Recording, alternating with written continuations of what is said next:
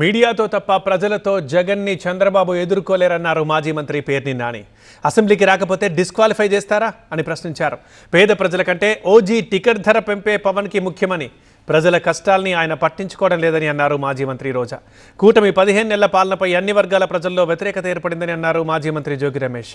YCP కార్యకర్తల్ని వేధించే వారి పేర్లు డిజిటల్ బుక్లో నమోదు చేస్తామన్నారు మాజీ ఎంపీ మార్గాని భరత్. జగన్మోహన్ రెడ్డి గారిని మీరు మీడియాలో ఎదుర్కోగలరు, మీడియాలో బురద జల్లగలరేమో కానీ, మీడియా ద్వారా మాత్రమే మీరు యుద్ధం చేయగలరు ఏమో కానీ, ప్రజల్లో జగన్మోహన్ రెడ్డి గారితో మీరు యుద్ధం చేయలేరు. ప్రజల మధ్యలోకి వచ్చి జగన్ గారితో మీరు పోటాడలేరు అనేది వాస్తవం. అది జగమెరిగిన సత్యం అది. కాబట్టి అదా ఇదా మళ్ళీ గెలుద్దామా ఇవన్నీ చేయండి.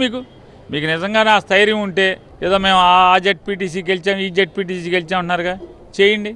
ఇవన్నీ అనవసరం. మీకు జగన్మోహన్ రెడ్డి గారు అసెంబ్లీకి రాలేదు కాబట్టి చేస్తాం. మరి చంద్రబాబు నాయుడు వచ్చాడా?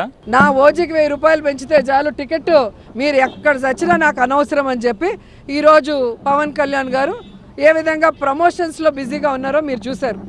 ఒక రైతు సూసైడ్ చేసుకుంటుంటే, ఒక రైతు ఈరోజు తనకు మద్దతు ధర రాలేదు అని ఏడుస్తుంటే, వాడి మద్దతు ధర కోసం పోరాడాల్సిన పవన్ కళ్యాణ్ గారు ఈరోజు దాన్ని పక్కన పెట్టి కేవలం హరహర వీరమల్లుడు రేట్లు పెంచుకోవడానికి, ఓజీ రేట్లు పెంచుకోవడానికి, ఈరోజు షూటింగ్లు చేసుకోవడానికి ఏ విధంగా ప్రజా ధనాన్ని దుర్వినియోగం చేస్తూ ఈరోజు తను ఎంజాయ్ చేస్తున్నాడు లైఫ్.